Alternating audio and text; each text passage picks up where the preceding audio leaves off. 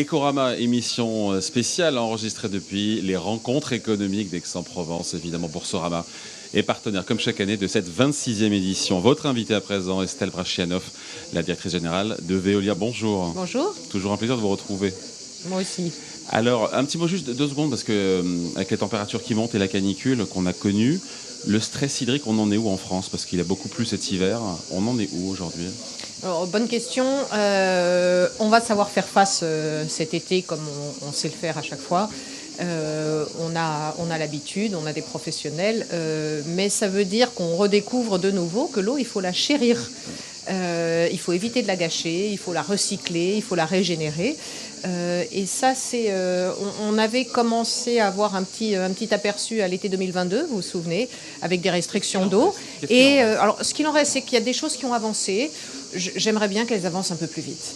Comme je dis, il y a des choses qui ont avancé. Il y a par exemple des projets de réutilisation des eaux usées qui ont émergé en France après l'été 2022. Il y a des décrets qui sont parus pour autoriser ça. Mais là où je pense qu'on aurait pu faire plus vite, je me dis, ne loupons pas cette opportunité d'accélérer sur tous ces sujets. C'est pas seulement une question de moyens. C'est essentiellement une question de rythme et de volonté dans la durée. Plus que de moyens. Oui, vous avez parfaitement raison, notamment parce que régler le problème... On pourrait vous dire que c'est une question de déficit, on a des comptes publics dégradés, il n'y a pas les moyens. Si ce n'est pas une question de moyens... Si je prends mais juste l'argent, de toute façon, c'est quelque chose qui a du sens de régler les problèmes avant que les crises arrivent. Ça coûte en gros entre 8 et 10 fois moins cher de régler les problèmes avant, d'anticiper, de déployer les solutions, par exemple par l'utilisation des eaux usées ou d'autres, plutôt que d'attendre la crise, et là, ça coûte 10 fois plus cher. On le voit bien, que ce soit sur les dommages faits aux habitations, les assurances. Donc n'attendons pas la nouvelle crise. De ce point de vue-là, je peux être que d'accord. Bon, vous parliez de canicule. On a aussi un certain nombre de choses intéressantes pour climatiser de façon naturelle les habitations, les logements, mais aussi les universités, les hôpitaux, avec un exemple assez génial à Saclay, sur le plateau de Saclay en région parisienne, où on a une clim naturelle réversible, collective sur l'ensemble des utilisateurs sur le plateau de Saclay. C'est quoi cette clim naturelle? En fait, on utilise un phénomène naturel qui est une nappe phréatique à 600 mètres de profondeur qui a exactement la même température toute l'année. Donc, qui sert de réservoir de froid l'été et de réservoir de chaud l'hiver. On dope un petit peu tout ça avec des pompes à chaleur et des pompes à chaleur réversibles, mais en gros, on consomme beaucoup moins d'électricité que dans des climatiseurs individuels. Ouais. Il y a eu tout ce débat sur un éventuel plan climatisation en France. Alors, il va falloir plus de climatisation en France. Il faut aussi verdir nos villes, puisqu'on sait que ça fait partie des solutions pour diminuer la température en été. Je rappelle aussi qu'il y a par exemple des gens qui travaillent en extérieur, donc la climatisation, ça ne va pas être la solution unique, c'est une parmi d'autres. Donc, je disais verdir les villes, faire en sorte qu'on n'ait pas besoin de climatisation aussi souvent. Et puis, encore une fois, des solutions plus naturelles et plus vertueuses aussi, comme celle dont je vous parle.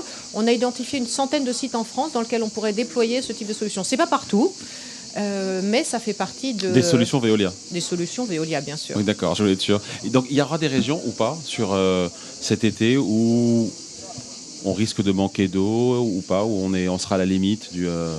On monitore ça de façon très, j'allais dire, fine. Au fil de l'eau et on fait tout pour qu'il n'y ait pas ou le moins possible de restriction d'eau en France, bien sûr. Vous parliez de la réutilisation des eaux usées. J'ai retrouvé ce chiffre, on est à 8% d'eau recyclée dans le monde. En France, on n'est pas les champions. On a un petit peu progressé par rapport à il y a 2 ans, mais on est toujours très inférieur à ces chiffres. On est plutôt autour de 1%, peut-être un peu plus maintenant. Là où on est à 15% en Espagne, c'est pas tout à fait par hasard. C'est pour ça que je disais, l'Espagne, par exemple, a eu plus chaud plus tôt. Donc elle a déployé ce type de savoir-faire bien avant. Ça a commencé à prendre, mais je pense qu'il faut aller plus vite. Et pour moi, le sujet, je vous parliez du budget de l'État et des moyens qu'on avait ou qu'on n'avait pas, le sujet principal, c'est le rythme. N'attendons pas la prochaine crise et la prochaine canicule ou les prochaines restrictions d'eau pour déployer des choses dont on sait qu'elles fonctionnent Comment ça marche, et qu'on a à disposition. Cette eau réutilisée, elle n'est pas censée être bue, évidemment. Alors, on peut tout à fait, on a les technologies pour la boire. Pour la traiter et en fait la purifier à un niveau de qualité qui permettrait de la boire. Mais on a beaucoup d'autres choses Bah oui. à faire avant. On peut imaginer L'irrigation. l'utiliser pour l'agriculture. On a eu un Ouais. projet qu'on a inauguré il y a 15 jours dans les Pyrénées-Orientales qui permet d'irriguer 600 hectares dans une zone de France qui en fait manque régulièrement d'eau. Voilà, le nettoyage urbain, l'arrosage Tout à de fait. jardins, de parcs. Comment, là aussi, on accélère? Parce que qu'on est 1%, le monde est à 8 et les Espagnols sont à 15. Il y a du chemin à faire. Hein. Je crois que je suis un peu à me répéter, mais le rythme. L'action publique collective, c'est pas seulement se donner des grandes ambitions, c'est à un moment donné passer du temps sur la mise en œuvre de ces solutions, sur le fait qu'au lieu de se dire ça va mettre 5 ans, si on peut gagner 1 an ou 2, ça permettra d'éviter autant de jours de restriction et donc d'être attentif à la mise en œuvre et au rythme de mise en œuvre. C'est pas ce sur lequel on est plus fort dans ce pays et malheureusement en Europe de façon générale. Et en attendant, c'est vrai qu'on a des endroits dans le monde qui ont déployé des choses comme ça beaucoup plus vite. Ça fait quasiment 4 ans, Happy Birthday, que vous êtes arrivé à la tête de Oui, Veolia. tout à fait. Numéro 1 mondial, on le sait, de l'eau et des déchets, présent aussi dans l'énergie. Qu'est-ce qui a changé en 4 ans, depuis que vous avez pris les rênes?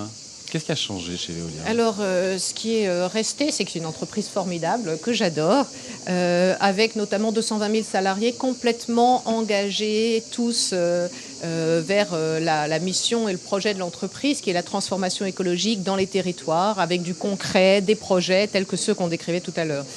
Là où petit à petit l'entreprise se transforme, c'est qu'elle est de plus en plus internationale et de plus en plus technologique. On a fait des investissements massifs aux États-Unis notamment, mais pas uniquement, en Australie, en Amérique du Sud. Donc l'entreprise, elle est maintenant très très présente dans 45 pays et à chaque fois, on est dans les 3 premiers de notre métier dans le pays en question. Donc quand on y va, c'est pour être bon et pour être fort. Donc finalement, on exporte le savoir-faire français, si vous voulez, partout dans le monde. On parlait de l'eau dans les pays du Golfe Persique. On vient rechercher les savoir-faire de Veolia, par exemple pour du dessalement d'eau de mer, où on est numéro 1 mondial. C'est donc compétitif. Oui. Quand on n'a pas le choix, le dessalement, il faut le faire. Le dessalement, alors c'est... en matière de prix de l'eau. C'est la chose qu'il faut faire uniquement quand vous avez déjà fait tout le reste. Ouais. Donc j'allais dire, ne commençons pas par le dessalement, on finit par le dessalement quand on a évité les fuites dans les réseaux, évité le gâchis à la maison, réutiliser les eaux usées. Et quand on a fait tout ça, alors au bout d'un moment, on n'a plus le choix.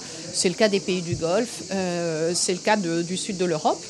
Mais il faut commencer par tout le reste d'abord. Et alors, est-ce que c'est compétitif? Ça l'est de plus en plus, puisque quand je disais innovation et technologie, on a investi massivement pour que le dessalement soit de plus en plus économe en énergie et donc compétitif en prix. En gros, on a divisé par 5 le prix et la consommation d'énergie depuis 20 ans. Donc ça devient compétitif. Dans les pays qu'il reste encore à conquérir et être dans le top 3, vous visez alors, quoi? Conquérir, c'est pas forcément comme ça que je le vois. Où est-ce qu'il y a des besoins très forts? Je disais, on est déjà présent dans 45 pays. 45 pays, c'est déjà beaucoup. Ouais. Je n'ai pas l'ambition de couvrir l'ensemble du monde parce que, je le disais, quand on est dans un pays, c'est pour être vraiment dans les meilleurs dans le pays. Donc, je préfère concentrer mon attention sur, et celle du groupe sur les endroits où on fait le plus de différence. Et la demande de nos services, elle est très forte déjà dans beaucoup de pays. Donc, on a encore des voies de croissance nombreuses. Vos compétiteurs, on parle souvent des géants de la tech américains, de la puissance industrielle chinoise. Vos concurrents, ils sont où, vos principaux rivaux? Alors nos concurrents, on en a beaucoup. On n'a personne qui nous ressemble, c'est-à-dire qui sait couvrir à la fois le champ de l'eau, de l'énergie, des déchets et le tout sur tous les continents comme Veolia. Mais on a des compétiteurs américains sur des technologies, on a des compétiteurs européens aussi, et on a des compétiteurs chinois. Donc oui, bien sûr, il faut sans arrêt rester actif. Ça veut dire innover, ça veut dire éviter le péché d'orgueil de se croire arrivé. Je crois que c'est aussi un état d'esprit de toujours essayer de chercher comment on pourrait encore faire mieux. Et faire mieux, ça veut dire quoi? Ça veut dire notamment être plus efficace. Et être plus efficace, c'est un sujet de rapport qualité-prix et à la fin, y compris de pouvoir d'achat pour les clients finaux que l'on sert. La France, dans tout ça, c'est autour de 20% de votre chiffre. Autour de 20% des chiffres d'affaires. Est-ce que ce pourrait potentiellement être plus, où le marché est mature, il est très concurrentiel? Parfois, des patrons du CAC 40 me disent la France, c'est mon marché. Alors, ils me le disent pas, ils me le disent en off. La France, c'est mon marché le moins rentable. Alors, la France, ça reste le cœur battant de l'entreprise. Et je crois qu'il ne s'agit pas du tout de... Voilà, on est une entreprise mondiale au cœur et aux racines françaises et européennes. Et j'y tiens, je pense que c'est important de savoir d'où l'on vient. Aujourd'hui, oui, la France croît beaucoup moins vite, et l'Europe de façon générale, que d'autres parties du monde. Mais j'ai dit croît beaucoup moins vite. Ça ne veut pas dire pour autant qu'on n'ait ni la vocation ni le souhait de restreindre nos activités dans ce pays. Mais effectivement, ça va moins vite. Estelle Brachlianoff, vous parliez de la technologie. Pour vous, la technologie pourrait permettre de réduire l'empreinte hydrique de 75% des data centers. Et vous avez d'ailleurs fixé des objectifs assez élevés, 1 milliard d'euros d'ici 2030, grâce au développement des industries de l'IA et des puces. Parlez-nous de ce business additionnel qui devient gros. Alors en fait, c'est à la fois les data centers, mais toute l'industrie, les intelligences artificielles, par exemple la microélectronique, on pense à tous les géants taïwanais, mais on a aussi des très belles entreprises européennes qui fabriquent des puces. Et donc c'est l'ensemble de cette chaîne de valeur qui a une forte croissance elle-même et qui est très consommatrice de ressources, très consommatrice d'eau, très consommatrice d'énergie et même de matières premières comme le cobalt, le nickel, le lithium. Et donc, en fait, notre métier, c'est de faire en sorte que ces data centers et ces industries de la microélectronique soient de plus en plus économes en ressources. Alors, pourquoi évidemment, parce que c'est plus vertueux, mais aussi parce que ces géants de la tech, ils sont en train de se heurter à un mur qui est celui de l'acceptabilité locale. Il y a plein de permis de construire qui ont été refusés dans des data centers, par exemple, en Europe et encore plus aux États-Unis. Ils sont en train de construire des ponts. Aux États-Unis, oui, la facture d'électricité a beaucoup augmenté dans les États pour lesquels il y a eu des data centers. Mais on a une partie de c'est pas que de la technologie. Je pense que c'est même une philosophie d'essayer d'ancrer plus tout ça dans le territoire et de rendre plus acceptable. Je vous donne un exemple. Un data center, ça chauffe. Pour le refroidir, il faut souvent de l'eau, mais ça vous génère des calories qui sont généralement gâchées. Si vous utilisez les calories et que vous les recyclez pour être capable de chauffer presque pour rien la ville juste à côté, ça va vous rendre peut-être le data center un petit peu plus acceptable si votre facture individuelle dans votre maison se retrouve payée d'une certaine façon par le data center. Sur l'eau, plutôt que de refroidir avec de l'eau qu'on a prélevée dans une nappe phréatique, on peut utiliser par exemple de l'eau recyclée d'une station d'épuration, un peu en boucle. Donc on a quand même un certain nombre de choses. De solutions clés en main. De solutions clés en main. Et c'est ce qu'on a développé avec par exemple AWS dans le Mississippi et qu'on développe un certain nombre d'endroits ici. Ce pourrait être plus gros qu'un milliard. À côté d'ici, à Marseille d'ailleurs, où on a fait ces solutions pour l'eau. Ça pourrait être plus gros qu'1 milliard d'euros de revenus, cette activité. Alors, 1 milliard d'euros d'ici la fin de la décennie, on va déjà commencer par faire ça. Parce si on peut faire plus. Le business, il est colossal là-dedans. Le business, il est colossal, mais vous savez, on n'est pas sur un business d'installation chez Veolia. On est sur un business de récurrence. Finalement, où c'est du chiffre d'affaires tous les ans pour nous. Veolia s'inscrit dans la durée. Donc, j'allais dire on fait une très belle offre, mais on a une pointe et ça retombe l'année d'après. C'est pas trop le type de métier que l'on fait. Nous, on cherche à être là pour très longtemps. Et de ce point de vue-là, 1 milliard, je peux vous dire que c'est déjà significatif. Ouais. Malgré un premier semestre. C'est pour très longtemps. Ouais. Et le premier semestre a été compliqué, évidemment, parce qu'il y a eu les événements au Moyen-Orient. Vous opérez de mémoire 5 usines de dessalement dans le Golfe qui ont continué de tourner. Vous avez bien résisté quand on voit vos résultats trimestriels. Comment vous avez fait ?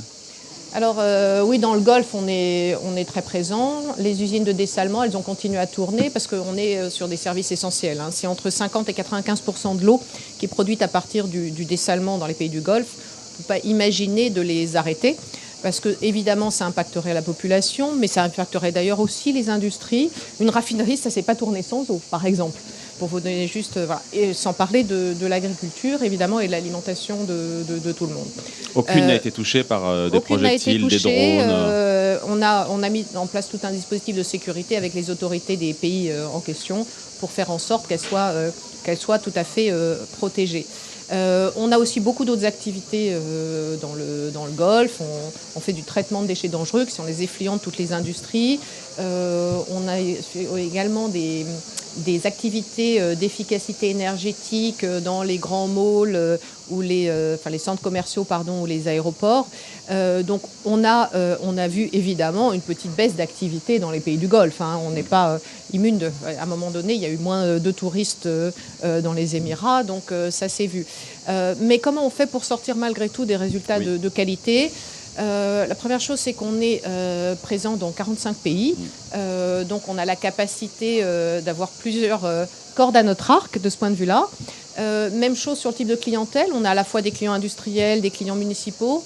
Et puis surtout, ce qui est assez clé, c'est qu'on est sur des services essentiels. Donc il n'y a pas le choix, d'une certaine façon, pour nous, que de continuer à offrir ces services. Et on est sur des choses clés. Je parlais de déchets dangereux.